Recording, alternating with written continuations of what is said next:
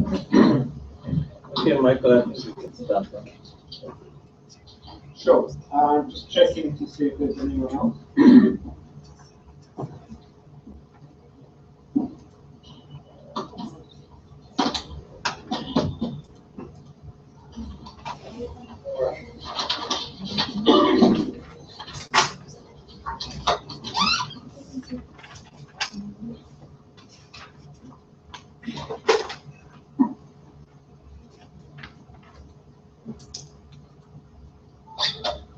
Okay, let's make a start.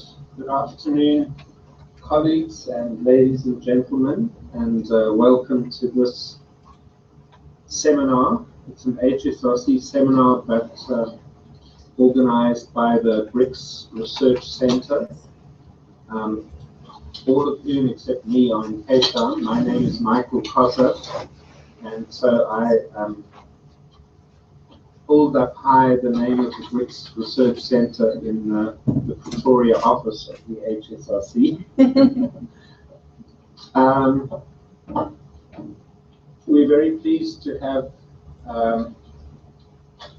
quite an interesting speaker today, Carolijn van Noort. So welcome to our speaker, Carolijn. Nikki, can you hear us still? Or see us? Yes, I can. Fabulous. Welcome to you too. So we have a colleague. We've got a colleague at Rhodes University in Grahamstown as well. One of the two. Carolijn in Moscow. Ah, is it Nikki? Yeah. Yeah, we met. Okay. Great. Okay. Okay, just to give you a bit of a bio about Carolijn.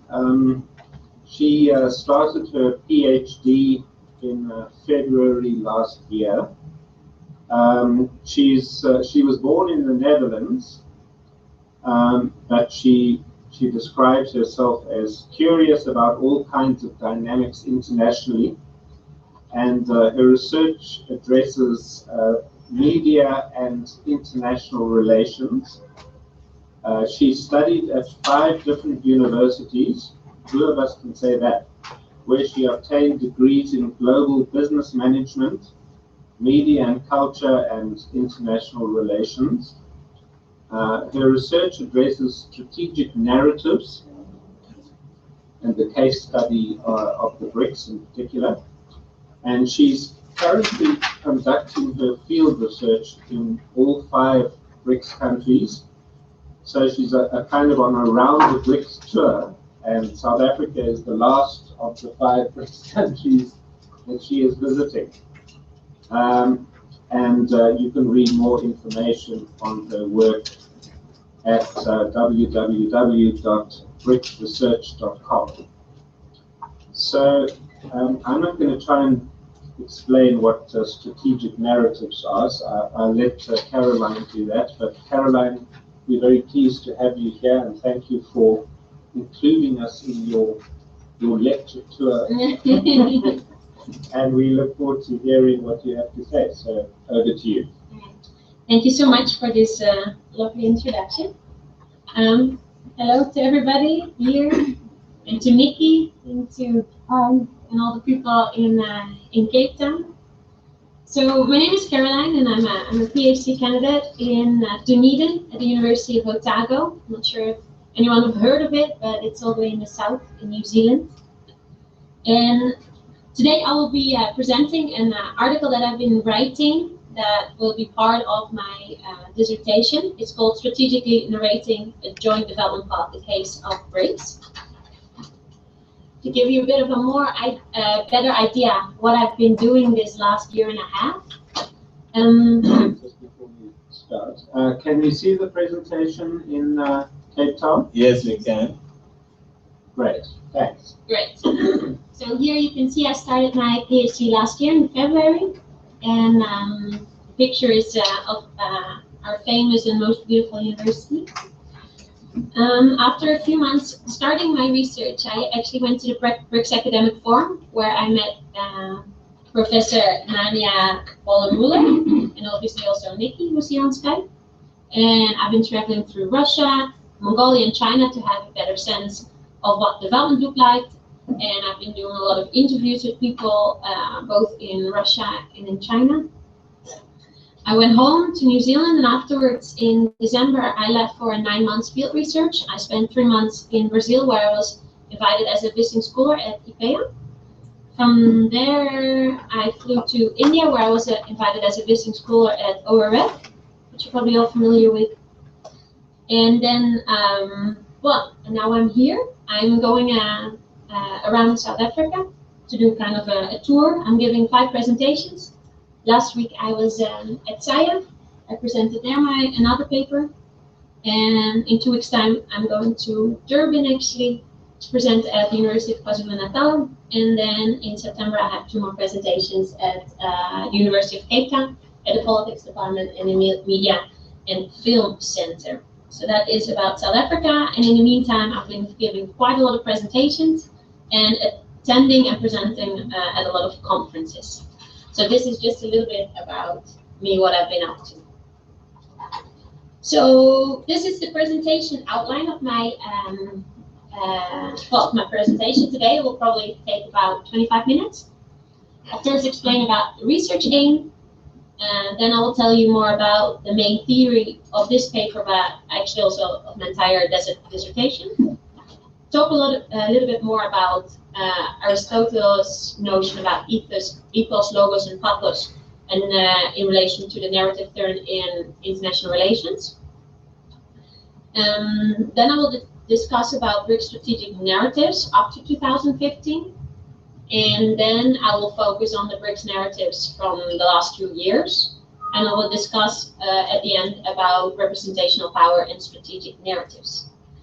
Obviously, this tour around South Africa is not just to present my ideas. Everything is in process, also these papers, so I'm very keen to hear your feedback, your questions. I'm also recording everything, so I can look back at all your questions and feedback so I can learn from it and improve my thesis. First of all, the research aim of this paper. This paper identifies and analyzes the narration of BRICS development path using a process tracing case study. It evaluates the impact of the economic and political challenges on the projection of a cohesive identity. A little bit more about process tracing case study. It is, and I'm quoting here Bennett and Cullen, with process tracing, causation is established through uncovering traces of a hypothesized causal mechanism within the confines of one or a few cases. The theory that I am using in this paper is called strategic narratives. It's developed by Professor Miskimen in London, who I've actually met for a few times as well to get some more feedback on my usage of this term, because normally strategic narratives are more used in military or strategic military terms in terms of analysis. Strategic narratives are, and this is a quote, are representations of a sequence of events and identities, a communicative tool through which political actors, usually elites, attempt to give determined meaning to past, present, and future in order to achieve political objectives. So they, with strategic narratives, they make a separation between 3 layers. That will be system narratives, which discuss about the narrative of the international order. We're looking at identity narratives, which talks about the narrative of an actor that can be single or collective, such as the BRICS. And we're looking at issue narratives, and that discusses more about policy. Within this article, I'm identifying and evaluating system and identity narratives. This brings me to more information about the narrative turn in IR, and in specific about the notion of ethos, logos, and pathos.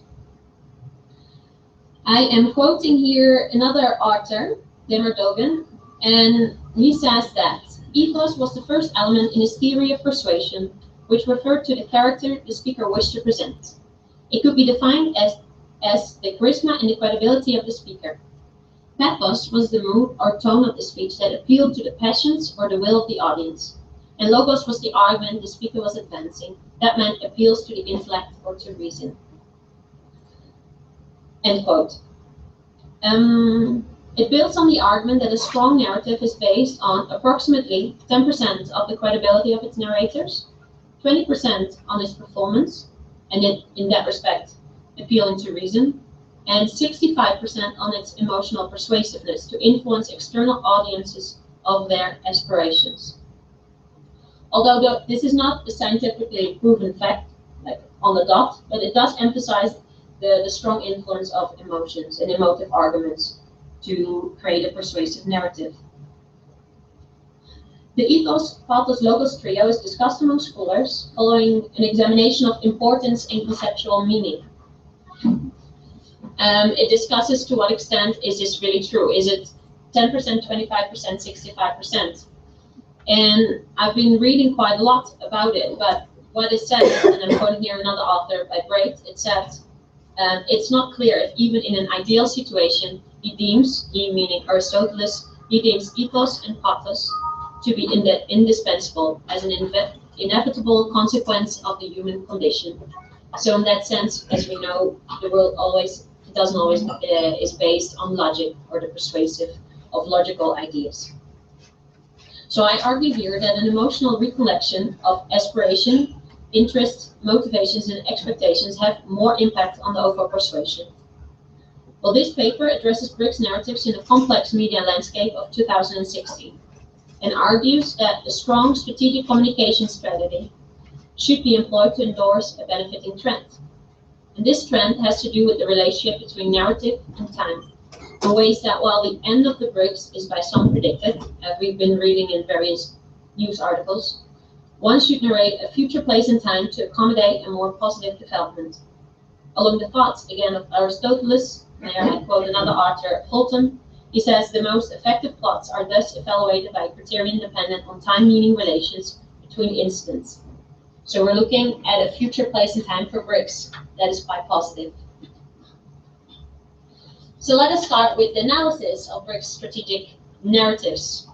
So what I'm saying in the beginning, there were 5 giants, and this story is about the BRICS. Just to be clear, it looks at narrative and not per se on the implementation of policies per se. First of all, the BRICS, the narrative up to 2015. This part identifies and evaluates the BRICS narrative from its inception to 2015 through the 3 dimensions of ethos, logos, and pathos. Coherence and reliability are used to measure persuasiveness. The twofold of BRICS development, so first looking up to 2015 and then 2015 and 16, is due to the proliferation of high-impact events in these last 2 years that possibly undermine BRICS collective narratives. So let us look first at ethos, or the idea of credibility. The credibility of BRICS collective identity narratives, as well as their system narrative that they evoke, lays in the economic development of the respective countries, both regionally as well as internationally. In their quest of recognition through global governing bodies, their supporting variables touched upon that endorse both their aspirations and expectations.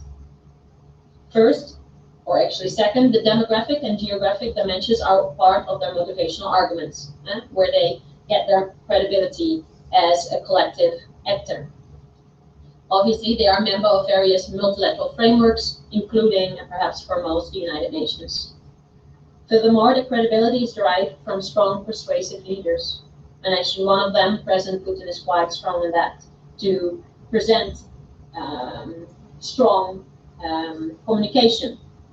And fourth, obviously, the credibility lies in its history. And we're talking about collaboration in the G77, Bandung, and also more based on this shared experience or victimhood due to the colonization. Second, when you're looking at logos based on performance and ideas, I argue here that the strategic narratives of BRICS performance are based on 2 major events and various minor activities. The adjective minor should be understood through a narrative lens, of which it is of lesser importance to the narrative development of BRICS, not as a judgment on the policy or event itself. The 2 major events that shape BRICS performance narratives are that of the annual summits of heads of states that come together, and the idea of the new development bank. Because obviously last year it launched and institutionalized, but the idea became before. The minor events can be classified as the various ministerial meetings, working groups, BRICS Think Tank Council, activities that are perhaps not as projected in the media as major events. However, I have to say it should be noticed that any kind of classification in terms of meaning generation would arguably be wrong. Also, the discourse on dialogue might be more major than commonly understood by Western scholars. So I'm also obviously reflecting on my own position within this research. When I'm looking at the quantity or the quality of news reports, it might arguably have nothing in common with the transformative abilities of the BRICS narratives. A relatively low recognition profile in the West, because perhaps you should know most people that I come across within Europe or New Zealand have never heard of BRICS. It might signify another obstacle in the time-space continuum of which the narrative gains momentum. In that sense, it could be considered in narrative jargon as suspension. When identifying and analyzing the BRICS era, its winning story would abide by the laws of an epic story. So we're looking at a longer period of which the story of BRICS needs to develop.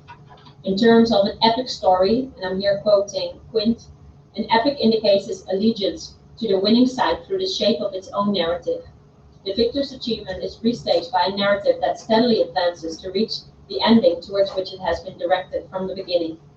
But it's precisely empire's long run through history that informs epic's sense of narrative coherence and completion. So this is an important thing about narrative coherence and completion. Narrative coherence might only persevere, I'm obviously talking myself, it's not a quote anymore. Narrative coherence might only persevere over a long period of time to reach its completion.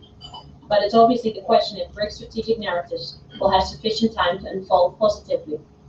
Can we talk about a BRICS epic? Can it be coherent as a narrative? Does it have enough time? If we're looking at pathos, which is based on emotive arguments, the third dimension of this narrative, which is the representational power of Aristotle's pathos, is emotion. To what extent are BRICS strategic narratives strengthened through emotional convincing arguments?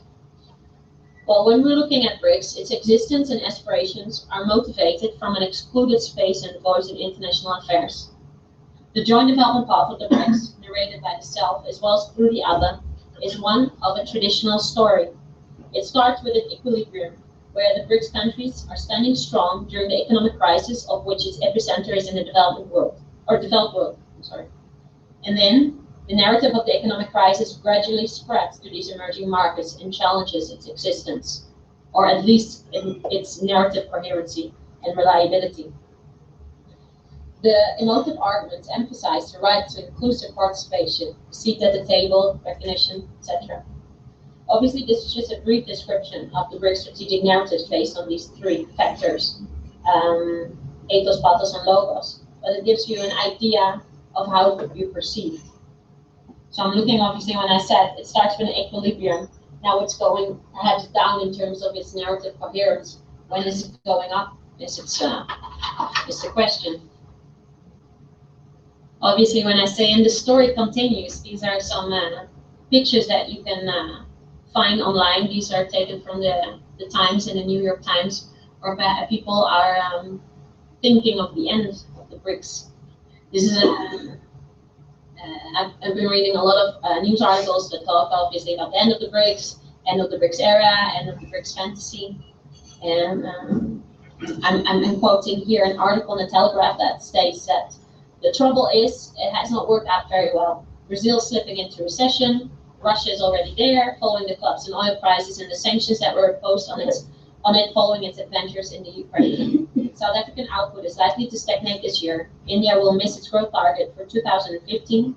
And now China, while still growing, looks set to slow sharply, and no one can rule out the possibility of a catastrophic collapse in its economy. This is a quote by Lin, written in the Telegraph. Whether it's political, environmental, economically, or financial, each of them present themselves as narrative obstacles in the larger context.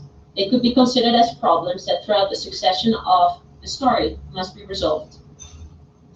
In terms of the identification and evaluation of its 2015-2016 narrative, the three dimensions of credibility, performance, and emotional persuasiveness are used again as key parameters to evaluate its impact. The article that I'm presenting here is written in the first part of 2016, so it should be emphasized that the events of the Goa Summit and the proceedings of the new development bank are yet not included, but will be in the final dissertation. Which brings me to BRICS, the narrative of these last 2 years. First of all, the credibility. Let's address the credibility of the narratives in light of these events. It does not aim, I have to emphasize here, to answer cause and responsibility of the respective events. It aims to place them under the notion of strategic narratives. The latter word, narratives with an S, plural, is explicitly plural due to various interpretations existing about BRICS. It's not a matter of BRICS citizens, people or scholars from BRICS countries, or the interpretation of the narrative versus the West. As I've been doing and conducting a lot of field work, there's a lot of inconsistency or in the perception of narratives among the so-called BRICS citizens, people that are highly engaged with the BRICS project. The BRICS grouping is arguably losing its credibility, as many sources understand the grouping for most for its economic dimensions. Whether the group has developed into a comprehensive political actor, it's not been persuasively narrated externally.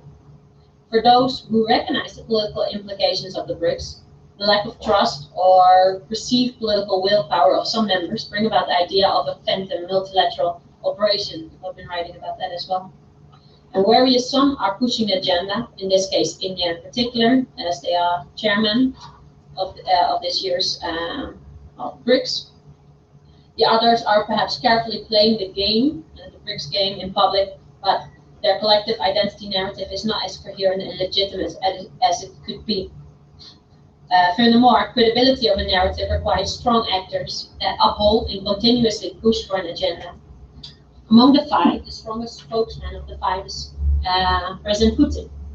Although President Putin is in international affairs considered through negative connotations, including that of the villain role, if you're looking at narratives, he embodies domestically the virtue of great aspirations, determination, and dedication, also with respect to the BRICS base, as you probably have seen last year. This ultimately supports the credibility of the BRICS identity narrative and the projection of system narratives. So in that sense, credibility is there. Furthermore, credibility of the BRICS is arguably maintained as long as China is engaged in its collaboration. While China has initiated a range of multilateral institutions in these last few years, Chinese presence in the global economic order gives signals of endurance. On the other side, credibility is fragile as key principles of sovereignty are severely challenged by geopolitical maneuvers, including that of Russia last year. While the other BRICS members stood quiet, I've been discussing that with some people, knowing that a public dissatisfaction of Russia's actions could have arguably meant the end of the BRICS grouping, it is questioned if the grouping can withstand other geopolitical maneuvers for the future. So in that sense, when we're looking at the coherency or the credibility of a narrative to continue, perhaps it's not as promising. Can one truly trust that nothing like that will happen in the future? That perhaps questions the credibility or the support. Furthermore, credibility of a narrative derives from a reliable source through which the interlocutors express their ideas. There is an ongoing rotation of information and communication practices following the annual hosting parties. It could be argued that interest, perception, and expectations are incoherently voiced through these media. If we're looking at these BRICS websites, every year it's the other hosting party is in power or is in charge to communicate, but obviously that will be framing its ideas, particularly through their own ideas. When we're looking at performance, so I just discussed credibility, now I'm looking at performance or logos. With respect to the performance dimension of BRICS narrative in early 2016, there persists an inconsistent narrative perception. Performance indicators have a threefold. So first, they are based on increased interaction and dialogue, consultative. Second, the institutionalization of the group including policies and joint agreements in the new development bank.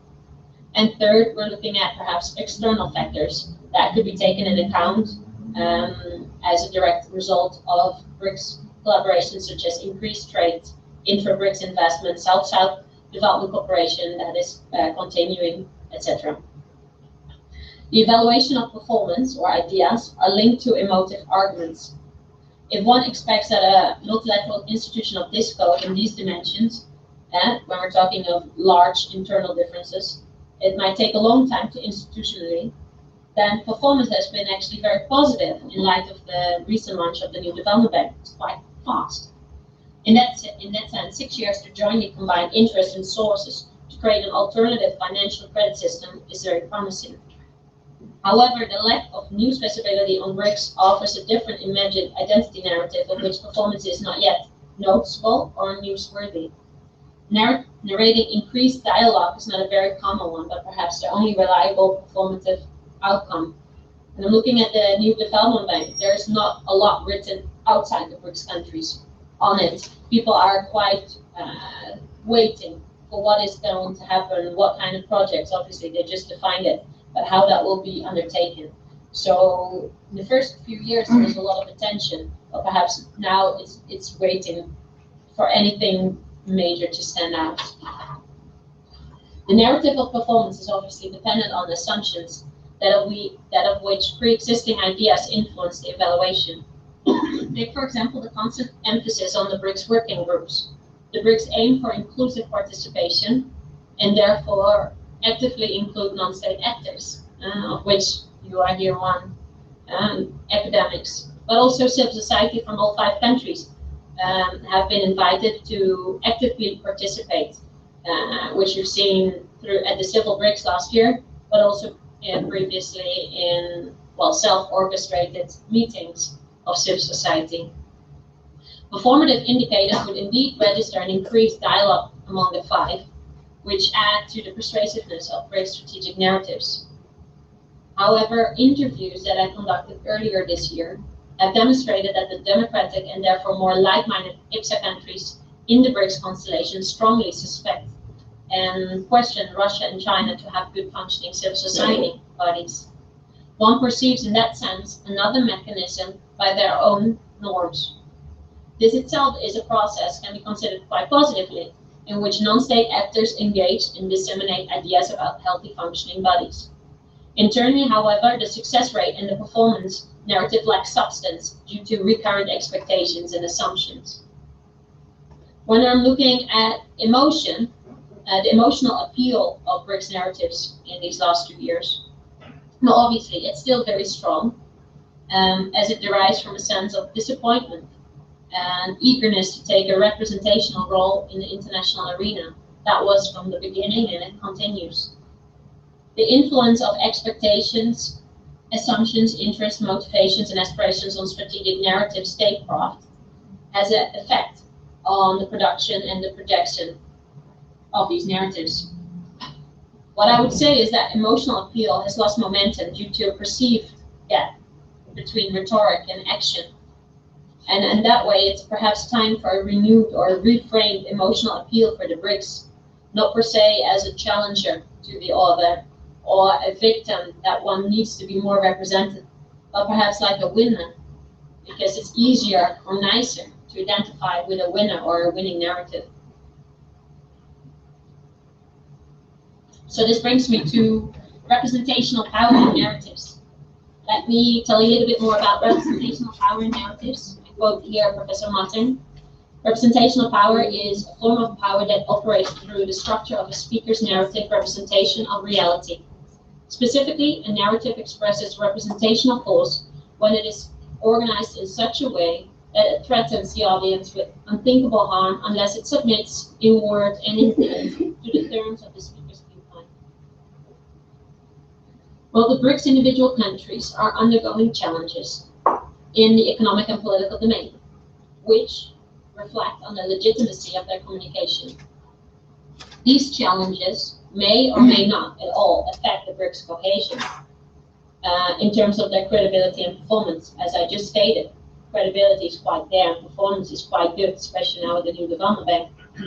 However, it is strongly suggested that it does affect their emotional appeal, which contributes, as I said before, contributes to roughly 65% of the representational power and its persuasiveness of the BRICS narrative. The analysis of BRICS narrative identifies a weak representational power as well as an opportunity also in the contemporary context of strategic communication. The development narrative, which I've been discussing or thinking about in the beginning, this projection and perception of a joint development path, it perhaps needs a push to accommodate an advancing trend with respect to its narrative order and time. This push both constitutes and is constituted by the performance and the continued credibility of BRICS collective grouping. In terms of performance, this is actively addressed by the grouping through the various working groups and project identification and implementation of the NDP. Also, credibility that only contributes to 10% roughly of its narrative persuasion is addressed through the institutionalization of the bank, the professionalization of the events, and the continued engagement of the heads of state. So when we're looking at credibility and performance, it's doing quite well. But BRICS should address emotional persuasion if it does not want to lose momentum. Persuasion builds on positive connotation. Why should anyone be still interested by its existence now? In that way, the emotive argument should be renewed. In interviews that I've conducted in Brazil early this year, it showcased actually a frequent use of the word natural. BRICS is part of a natural development. Well, following a constructivist theory that I'm applying in my research, I agree with Professor Miskimen when he says that, and I quote him, if we believe that the naturalization of the state and the system just happened with no actors pushing for their meaning to be naturalized in one way or another, then we would ignore a crucial part of international relations. And I agree with him, something is just not natural. It will be pushed by politicians and by other, perhaps also non-state actors. Therefore, active reflection on the statecraft of strategic narratives is of importance and can be improved in the deliberation of current narrative production and perception processes. However, to put this argument forward, one should move with care. I've been looking at some of the books talking about the persuasiveness of stories, and I'm quoting here Carnegie, that wrote a very long time ago a book about influencing people. And he says, when you're looking at strategic narratives, in my case in particular, I said, don't tell them they are wrong. Don't get them stirred up. Use a little diplomacy. A friendly discussion on strategic narratives will be more attractive than any top-down advice propels. So that was my presentation on this paper. I'm very interested to hear your feedback. If you'd like to stay in contact, this is my email address. If you haven't received that or seen that, and my website that I created which states some of my publications and work in progress. Thank you for your attention. Thank you very much, Caroline. Quite a thought-provoking presentation, and certainly what a kind of approach towards BRICS, I hadn't been aware of. So it's really interesting to hear another perspective. So Caroline, I'm sure, would like to have as much feedback on your presentation as possible. So please do ask some questions, make some comments. I'm sure there are things that you said that you may want to either challenge or agree with. So shall we start in Cape Town? Hi, Michael. Can you hear me? Yes. Oh, okay. It's Bongi. Caroline, thank you so much for the presentation. It is indeed very thought-provoking. But I think for me, it almost comes across as though BRICS, or the formation of BRICS, has to, or from your presentation, it's coming across as though BRICS in its formation sort of has to prove itself to the broader audience, if you like. And it's coming across as though I'm not getting any positivity in terms of what the formation is about. Of course, there are economic challenges within the BRICS countries, but I think there are also quite a number of positives that I would have liked to hear come out from the presentation. So it really, for me, it doesn't give much of a positive reflection of the BRICS. And you made mention of some, say, interviews or feedback that you've received from some people.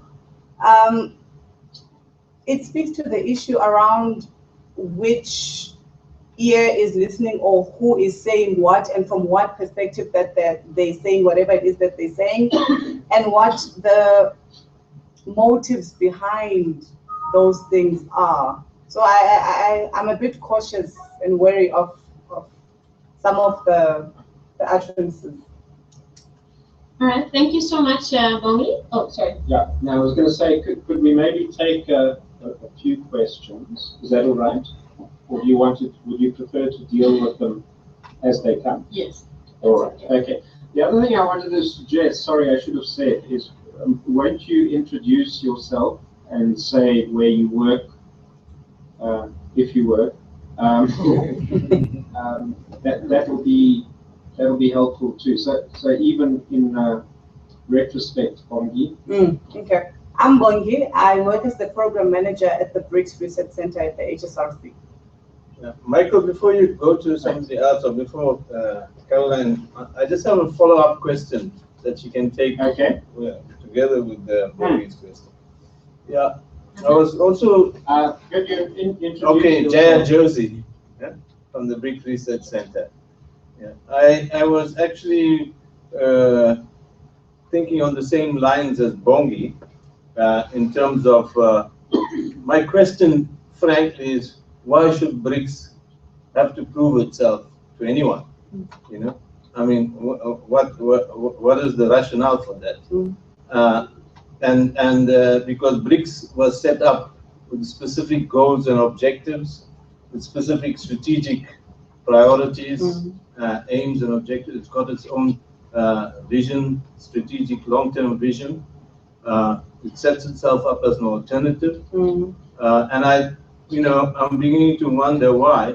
But I am aware that in the research we've done and encountered within ISA, for example, that there is a general perception that in Africa, for example, that whereas at government-to-government level, there may be a positive interaction and engagement, but perhaps at the national citizenry level, the emotive issues that you raise may be questionable, and there may not be as much.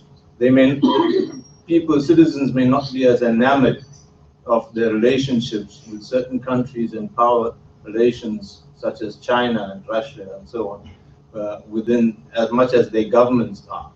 So there is that kind of distinction. I am also aware that some of the BRICS countries are engaged in what's called soft power indicators analysis, in which they are trying to use issues of cultural exchanges, etc. And of course, in that regard, they're confronted by the massive impact of the US and Western cultures that are already so entrenched in many of the developing and emerging economies. So I think that I would agree that on that level, the emotive level, at the citizenry level basis, there is a problem that probably needs to be addressed. But I still feel that we need to understand why BRICS was set up and why even institutions such as the G20 were set up, and the extent to which they can make an impact. For example, I think the growth in the financial institutions such as the New Development Bank and the Asia Infrastructure Development Bank already making impacts, and the economic arguments may sometimes outweigh the emotive arguments. I don't know what's your view on that. Okay, thanks, Jaya. All right, thank you, both of you, Bongi and Jaya, for your feedback and your questions. First of all, in terms of being positive about the BRICS as a grouping, I did say that also in these last 2 years, the credibility and the performance is quite well, that I said that the emotive arguments have to be addressed. So when I'm looking and judging the BRICS, I'm looking at its narratives and not per se on its implementation of policies as such. And narratives could be improved. But I have said that credibility is good, so I'm not judging its focus point as such. So there's a difference between that. When the other question is, so, which is a good question, why does BRICS have to prove to anyone? Well, BRICS, what I've seen a lot in its communication, everything is about inclusive participation.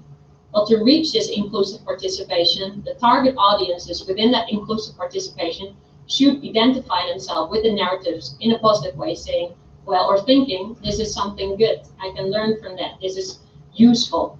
Well, I was in Brazil for 3 months and I talked to BRICS targeted audiences, civil society, academics, and business that perhaps actually the business in a lot of the business in Brazil are it's difficult with them based on all the corruption charges. So I've been asking them, to what extent are you looking for new funding by the new development bank, etc. To what extent do you see yourself that BRICS can help you leverage this development or investment or project development within Africa, for example? So these are parties that you want to be included. So I am not looking at BRICS to prove itself to anyone around the world or to the Western countries, but actually to what extent are BRICS narratives persuasive to their own target audiences based on their own mandate. And that I have seen that it's not, the identification is not always there, or some parts is coherent, but other parts is not, or there's a lot of inconsistency there. So some part is positive, but some not. They can improve themselves in that way. So that's an important thing that I didn't actually say within this paper, but I'm actually, sometimes I wonder, like, oh, I forgot to mention that perhaps in this paper, but I am looking at that as well. And I find it obviously very interesting to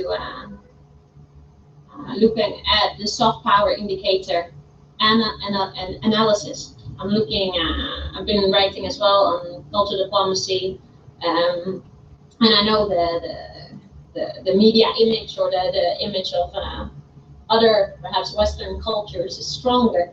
But I've been saying in another paper as well that there's a lot of possibilities for the BRICS, as I'm very aware and have experienced in these last few months how strong that cultures is. And I've been also saying that to be an emerging power, one has to present itself also as an emerging culture. But I won't go too much in that because I've been not presenting too much about that on this paper here. So yes, it is important. Does that answer the questions a little bit? Yes, yes, thanks. I was being just as provocative as you are.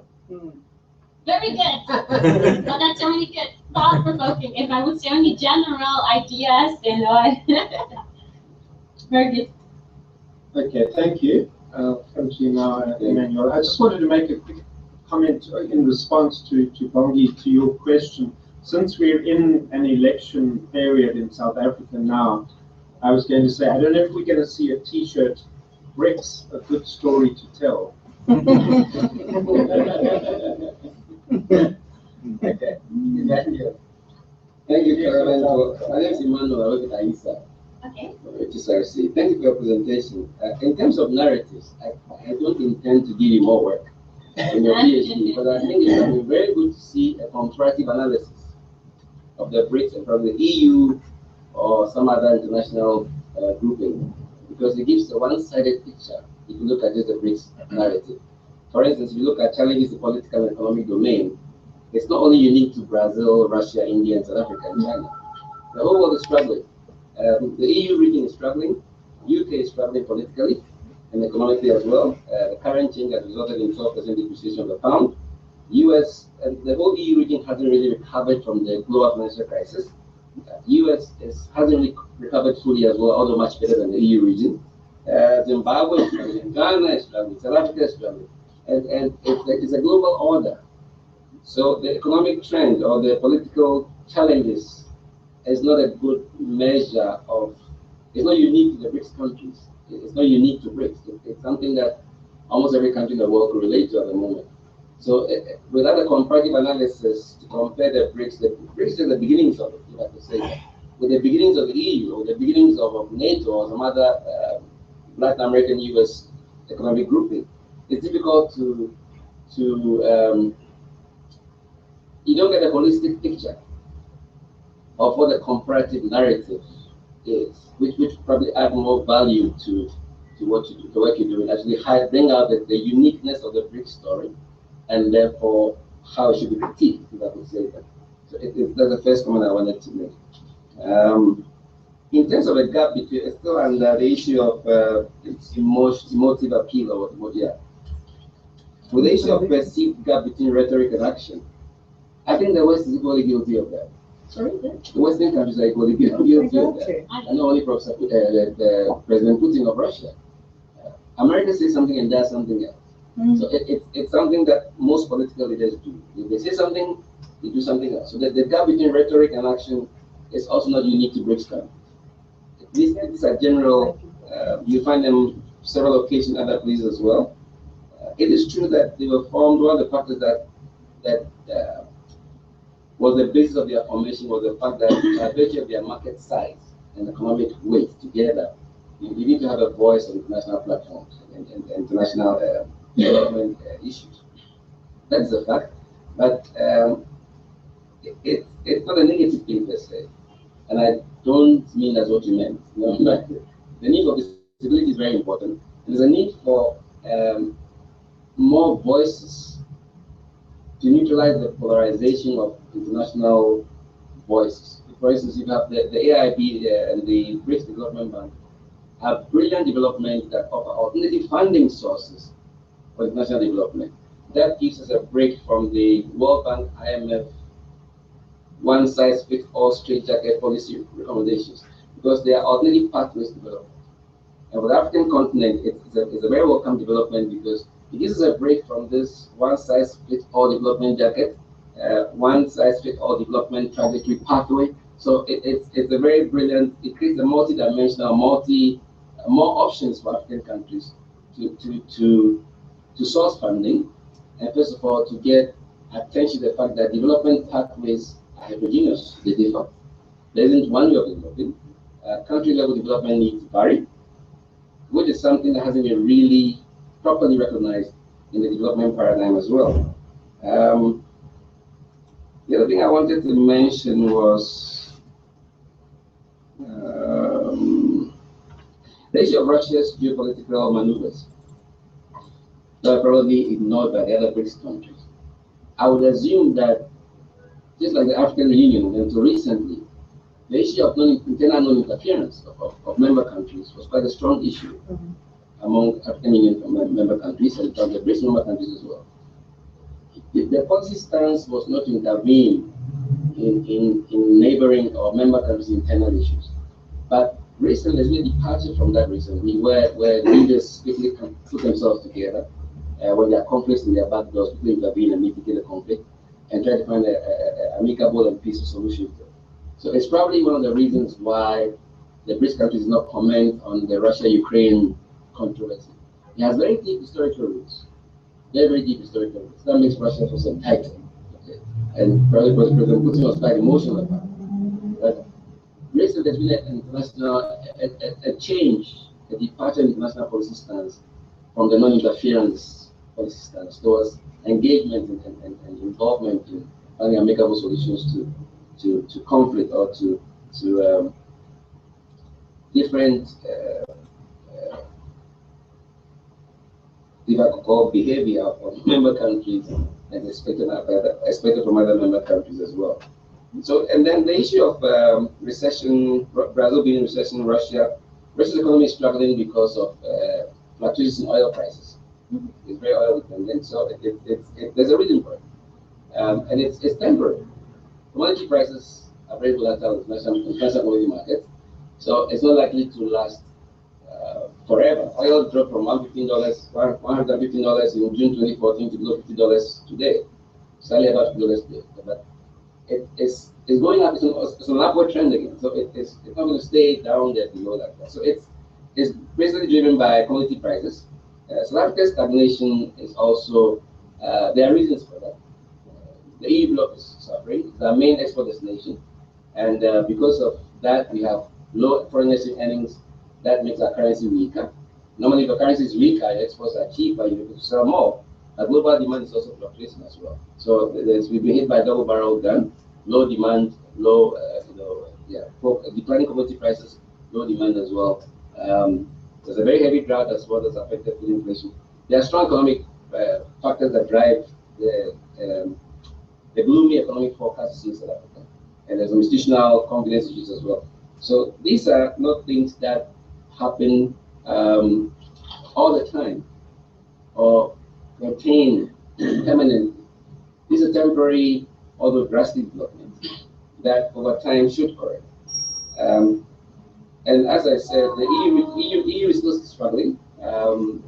China's lower growth is not really accidental, it's deliberate. It's called a new normal, where China is shifting from that high-level quantitative growth, which is environmentally responsible, to a very responsible level of growth, which is much lower, quality growth instead of quantity growth. So that change in stance also means that there's an impact on countries that used to export to China, or to China, the main demand or the main source of demand for their commodities, and that has had a very strong impact on African countries. And because China has resolved to grow at a much lower level, at a much higher quality. Okay, there are lots of huge infrastructure development projects, and China has a very key role to play in Africa's development trajectory going forward. So there are very positive development activities lined up. So China's current lower growth, higher quality stance growth it's a deliberate policy action. And so basically, those countries struggling is not permanent; it's just temporary. Commodities driven. China's lower growth is deliberate; it's not accidental or externally driven per se. So it's very large extent internally. So in terms of the narrative here, or their performance, I don't know which section they come under. They are not, the factors driving this performance are not permanent. They are transitory, and they're likely to evolve to better levels over time. But again, if you can have a comparative analysis of the beginnings of another economic grouping, they could compare to the beginnings of the BRICS, you would probably be in a better position to identify the uniqueness of the BRICS body, and what still stands out as different from the beginnings of another economic body at the same age as the BRICS president. But let's not add more to your PhD work, which is Okay, thanks, Emmanuel. Lots to respond to there. You probably won't be able to in the space of 10 minutes or so. Are we due to end at 3:30? Is that right? Yes, that's correct. Don't forget Nikki and Rhodes. We've lost Nikki. Yes. Oh, I think we've only forgot to put 7 hour on. Oh, okay. So the minutes, yeah. Okay, we're just going to get Nikki back. Do you want to respond to one or two key points there? Yes, I will. Thank you so much, Emmanuel. Really appreciate your comments and feedback. They are very profound. In terms of a comparative analysis, of course, I have been looking at other regional organizations and strategic narratives, and the main one that has obviously come up is the European Union. And I also know that when there are troubles or difficulties, it's not only unique to BRICS, it's around the world.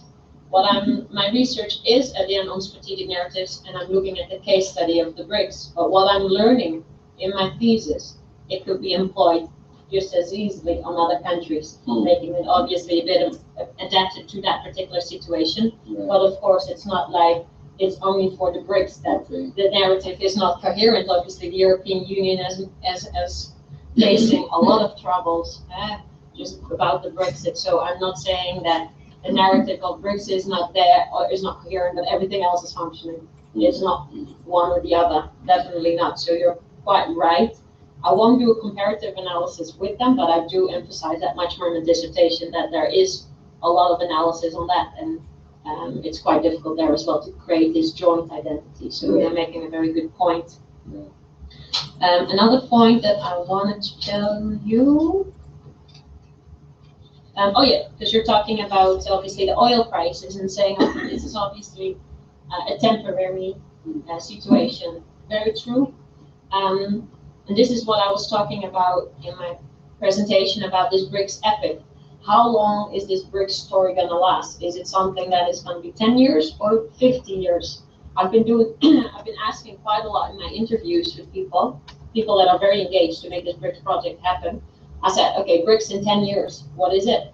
And most people couldn't really answer. They said maybe it's existing, maybe not. Maybe it's like IPSA going a bit to the background.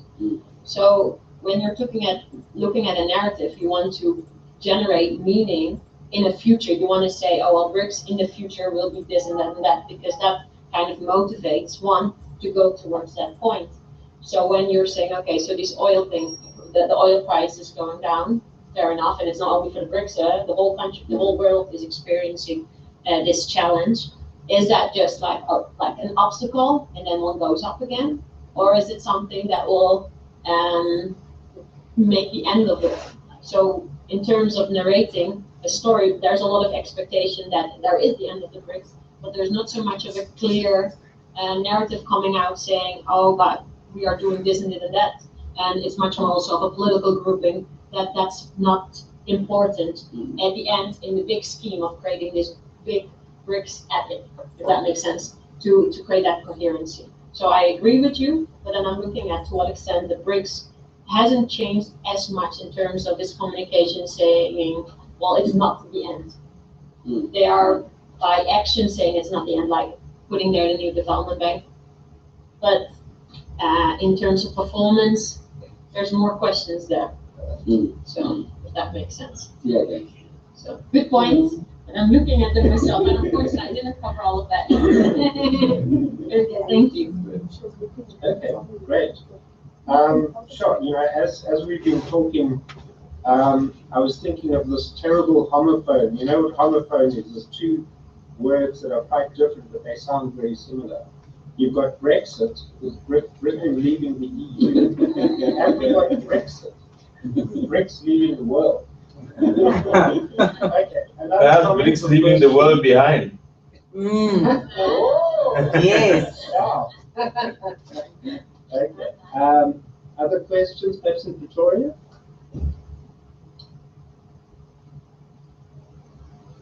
In Cape Town?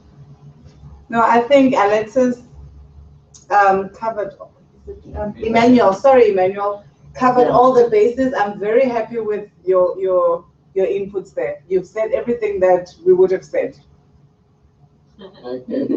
Is that the royal we or? We, the collective.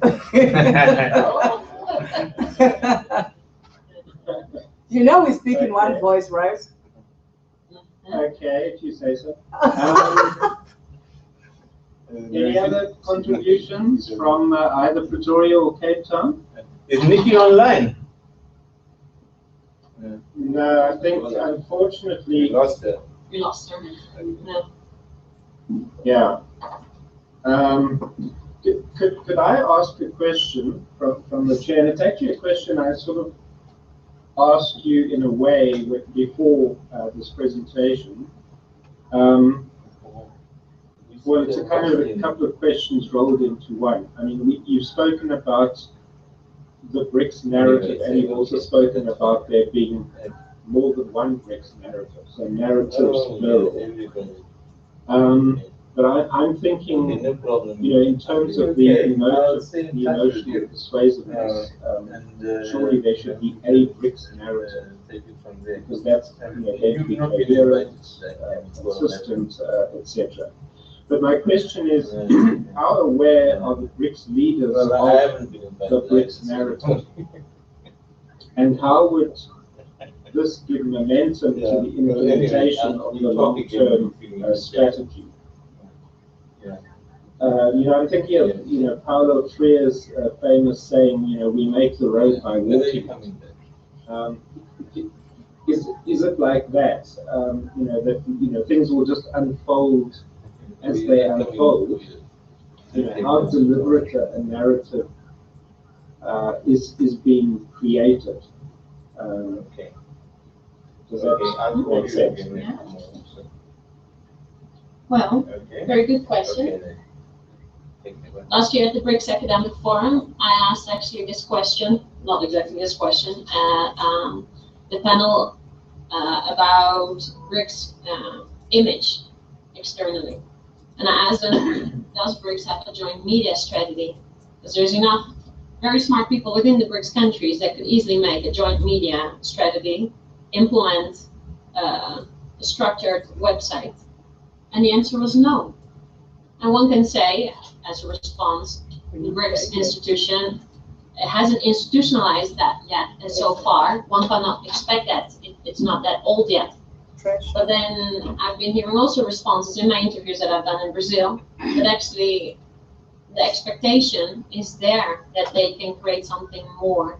So are they aware, the leaders?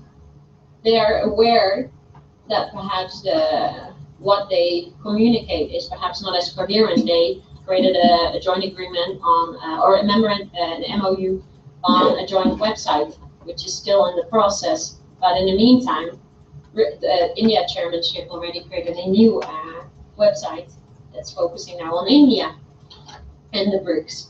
So how aware are the leaders? They are aware that they can improve it, I assume. To what extent is it a major issue? No, but then what I've been discussing as well, that as you're saying, the citizenry perhaps are not that aware of the BRICS narratives. BRICS narrative stays to be like an elite narrative, among diplomats or people that are in a particular position or are gaining from that. And I think in terms of deliberate action, I think they could gain quite a lot if it's much more shared, so it becomes more coherent. All right, colleagues, we've officially reached the end of our time. Is there one last, one doesn't want to use the word burning question in South Africa now, but are we happy to leave it there? Yeah. Okay. Well, Caroline, thank you very much for sharing your insights with us. We wish you all the best with your research. We look forward to reading your thesis when it's done, and maybe even collaborating with you on.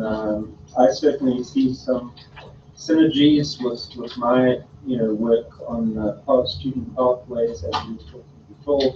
So yeah, that's always a possibility. So thank you very much, and thank you to everyone who's attended.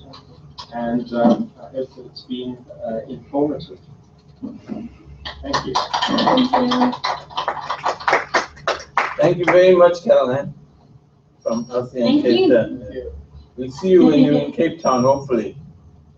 For sure, I will certainly let you know once I'm there. Okay, great. Wonderful. Thank you so much for the opportunity. And there's some sandwiches here. I don't know if you have sandwiches there, Mike. Yes. You're welcome. Very good. Thank you so much. Appreciate it for your feedback. Please have some food and drink. I think there's quite a lot there. I wouldn't know.